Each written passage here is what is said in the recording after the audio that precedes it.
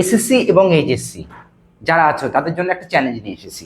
এই প্রশ্নটা তোমাদের পদার্থবিজ্ঞানের গতিবিদ্যা মানে কাইনেমেটিক্স রিলেটেড, কথা বুঝতে পারছো? তো গতিবিদ্যাতে যে সরলরৈখিক গতি বা একমাত্রিক গতির কথা আমরা বলি, তাই না? যে বেগ বনাম সময় লেখচিত্র, এই ধরনের মানে লেখচিত্র থেকে আমরা এটা সলভ করতে পারবো। বাট 99% স্টুডেন্ট এটা ভুল করে বসতে পারে। এরোটা প্রবলেম আমি নিয়ে এসেছি তোমাদের জন্য। আসো দেখি প্রশ্নটা কেমন। এখানে বলেছে যে একটা গাড়ি ছিল থেমে, সে গাড়িটা সরলরৈখিক পথে যাত্রা করে, আর সেটা প্রথমে থেমেছিল, তারপরে সে সমতরণ নিয়ে চলেছে 5 মিটার/সেকেন্ড স্কোয়ার, কথা বুঝতে পারছো? তারপরে কি হয়, কিছু সময় সে সমবেগে চলেছে, কিছু সময় সমবেগে চলেছে, এবং একই মানের মন্দনে সে থেমে গেছে আবার, কথা বুঝছো? যে হারে বেগ বৃদ্ধি পেয়েছিল সে হারেই বেগ হ্রাস পেয়েছে। এরপরে বলেছে কি, এরপরে বলেছে মোট যাত্রাকাল হচ্ছে 25 সেকেন্ড, আর গড় বেগ দিয়ে দিয়েছে তোমাকে 72 কিলোমিটার/আওয়ার। এখন প্রশ্ন হচ্ছে যে গাড়িটা কতক্ষণ সমবেগে চলেছিল। তো যখন তোমার কোনো বস্তু বা অবজেক্ট তোমার কিছু সময় সমবেগে চলবে, কিছু সময় সমতরণে চলবে, কিছু সময় সমবেগে চলবে, আবার কিছু সময় সমমন্দনে চলবে, তো সেই সব ধরনের প্রবলেমকে আমরা সমাধান করার সবচেয়ে সহজ উপায় বেছে নিব VT গ্রাফ, মানে বেগ বনাম সময় লেখচিত্র। তো বেগ সময় লেখচিত্র থেকে আমরা এটা খুব ইজিলি সলভ করতে পারবো। তো যদি বলা হয় যে গাড়িটা প্রথমে থেমেছিল, তাই না? গাড়ি যেহেতু প্রথমে থেমেছিল, তো এখান থেকে শুরু করব। বেগ বৃদ্ধি পেয়েছে সমতরণে, তাই না? বৃদ্ধি পেয়ে একটা নির্দিষ্ট একটা বেগে গিয়ে পৌঁছেছে। তো ম্যাক্সিমাম যে বেগ সেটা হচ্ছে ভি ম্যাক্স। তার মানে আমি এখানে বলতে পারি যে স্যার এই হাইট যেটা পাচ্ছ, এই হাইটটা হচ্ছে ভি ম্যাক্স, এই হাইটটা ভি ম্যাক্স। বোঝা যাচ্ছে? তো টাইম যেটা লেগেছে সেটা ধরে নিলাম T1। এরপর কি হয়েছে, গাড়িটা বেগে কিছু সময় চলেছে, সমবেগে কিছু সময় চলেছে, এই টাইমটা ধরে নিচ্ছি আমি T2। আর মন্দনে আবার তার বেগ কমে শূন্য হয়ে গেছে, কথা বুঝতে পারছো? তো আমি যদি এই টাইমটা ধরে নিই T2, এই টাইমটা যদি ধরে নিই T2, তো আমার কাছে T2টা জানতে চেয়েছে। এই যে সমবেগে চলেছিল কত সময়, কতক্ষণ, এটা T2। তো T2 তোমার কাছে জানতে চেয়েছে। তো একটু লজিক খাটাও এখানে। দেখো, যে হারে তার বেগ বেড়ে ভিম্যাক্স হয়েছে, ভিম্যাক্স থেকে সেই হারে কমে কিন্তু আবার সেই স্থির হয়েছে, যার ফলে এখানে T1 যদি সময় হয় তাহলে এই সময়কালটা হবে T1। এই জায়গাতে একটা ট্রিক্স আছে।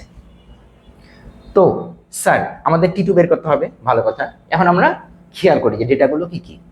এখানে প্রথমে বলেছে কি ত্বরণের কথা বলেছে। তো ত্বরণ তো আমরা জানি যে ট্যান থিটা। আমরা কি জানি, ত্বরণ হচ্ছে ট্যান থিটা। স্লোপ যেটা, সেটা কি? স্লোপ হচ্ছে কি, বুঝতে পারছো? লম্ব ভাগ ভূমি, তাই না?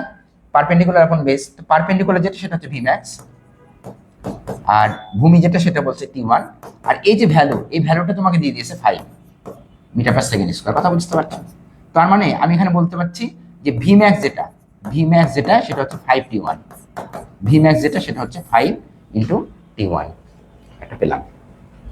এবার কি বলেছে, মোট যাত্রাকাল যেহেতু বলেছে 25 সেকেন্ড, তো আমি যদি বলি মোট যাত্রাকাল ক্যাপিটাল T, তো ক্যাপিটাল T ইকুয়াল টু বলবো 2T1 প্লাস T2।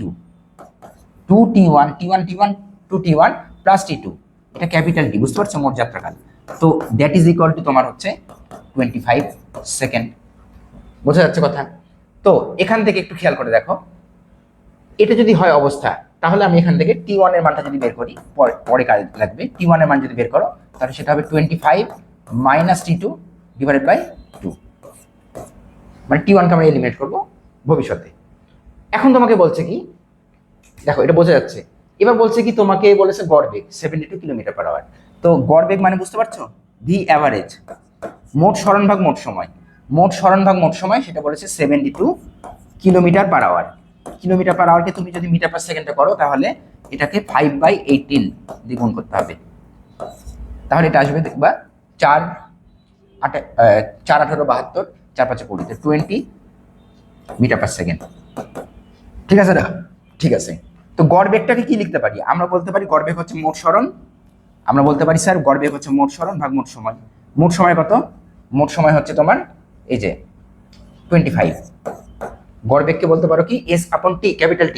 তো ক্যাপিটাল T তো 25, তাই না? 25 দিয়ে দিয়েছে, যার ফলে আমরা বলবো কি গড় বেগ যেটা সেটা হচ্ছে কত, 20 এখানে মিটার/সেকেন্ড। যার ফলে আমাদের S এর যে ভ্যালু আসবে, সেই S এর ভ্যালুটা তুমি পাবো 25×20। 25×20 হচ্ছে 500 মিটার। তো S এর ভ্যালু যদি তুমি পেয়ে গেছো, তোমার এখন প্রবলেম সলভ করতে ইজি হবে। দেখো, এখন দেখো মোট সরণ আমরা এবার আমরা ফর্মুলা থেকে বের করার চেষ্টা করব। মোট সরণ হচ্ছে কি, ট্র্যাপিজিয়ামটা তুমি দেখছো, এই ট্র্যাপিজিয়ামের নিচের যে ক্ষেত্রফল, এই যে গ্রাফের নিচের যে ক্ষেত্রফল, মানে ট্র্যাপিজিয়ামের যে ক্ষেত্রফল, সেই ট্র্যাপিজিয়ামের ক্ষেত্রফলটাই হচ্ছে মোট সরণ।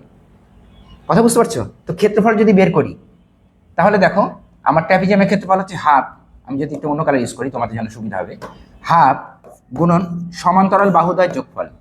সমান্তরাল বাহু দেখো এটা, সমান্তরাল বাহু দেখো এটা আর এটা, বুঝতে পারছো? এই দুই সমান্তরাল বাহুদ্বয়ের যোগফল গুণন হচ্ছে তাদের মধ্যবর্তী যে দূরত্ব। দেখো তাহলে সমান্তরাল বাহু দেখো, একটা হচ্ছে টি, ক্যাপিটাল টি, আর এটা হচ্ছে T2, এটা হচ্ছে T2। তার মানে আমরা বলতে পারি কি, ক্যাপিটাল টি হচ্ছে তোমার মান তো তুমি জানো, এটা হচ্ছে 25 প্লাস T2 ইন্টু এদের মধ্যবর্তী যে দূরত্ব সেটা হচ্ছে ভি ম্যাক্স। এটা হচ্ছে তোমার ভি ম্যাক্স, ম্যাক্সিমাম যে হাইট সেটা হচ্ছে তোমার মধ্যবর্তী দূরত্ব। হ্যাঁ স্যার, একদম সঠিকভাবে আপনি বুঝিয়েছেন। ঠিক আছে, এবার দেখতে থাকো। তো এটার ভ্যালু তো আমার দিয়ে আছে 500 মিটার। তো 2 কে উপরে পার করে দিলে হবে 1000, 2 কে উপরে পার করে দিলে হবে 1000। তো এখানে একটু আমি কাজ করি, একটু খেয়াল করে দেখো, 25 প্লাস T2, 25 প্লাস T2, ঠিক আছে না? এখানে দেখো ভি ম্যাক্স, ভি ম্যাক্সের মান কত? ভি ম্যাক্সের মান হচ্ছে 5T1, ভি ম্যাক্সের মান হচ্ছে 5 ইন্টু T1 ইন্টু T1, আর T1 এর মান কত? T1 এর মান হচ্ছে, বুঝছো, এটা হচ্ছে 25 minus T2 by 2, that is equal to 1000। আমি তেমন কিছু করিনি, এখানে 2 কে এবারে পার করে দিয়েছি, 1000 হয়েছে। আচ্ছা, T2 কে ওইপারে এভাবে রেখেছি, 25 প্লাস T2 এটাই রেখেছি। Vmax এর যে ভ্যালু সেটা হচ্ছে 5T1, 5 রেখেছি।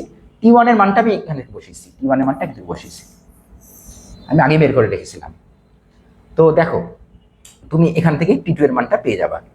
তো এখানে দেখো আমি যদি 5 দিয়ে কেটে দিই, এটা 5 দিয়ে কেটে দিই, 5 দিয়ে যদি কাটো, তো 5 দিয়ে কাটলে 5 20, আচ্ছা 2 এপারে গুণ হবে, আচ্ছা 5 দিয়ে কাটলে এটা বলো 5 20 100, তাহলে 200, তা 2 এপারে বার করে দিলে হবে 400। তাহলে একটু খেয়াল করো, এখানে এখানে 25 স্কোয়ার মাইনাস T2 স্কোয়ার, তাই না? A plus B into A minus B, that is equal to 400। 400 কেন স্যার? 2 গুণ করে দিয়েছি, লজিক্যাল। এবার দেখো এটা হচ্ছে তোমার 625 বিয়োগ T2 square, that is equal to 400।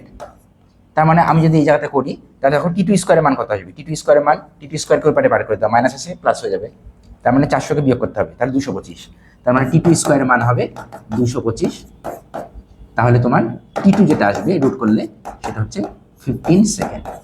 তো 15 সেকেন্ড সময় লাগবে। কথা বুঝতে পারছো? এই হচ্ছে আমার এই সমাধান। তো ভালো লাগলে আমাদের চ্যানেলকে সাবস্ক্রাইব করো, কমেন্ট বক্সে মতামত জানাও এটা অন্য কিভাবে সলভ করা যায় সহজে। ধন্যবাদ।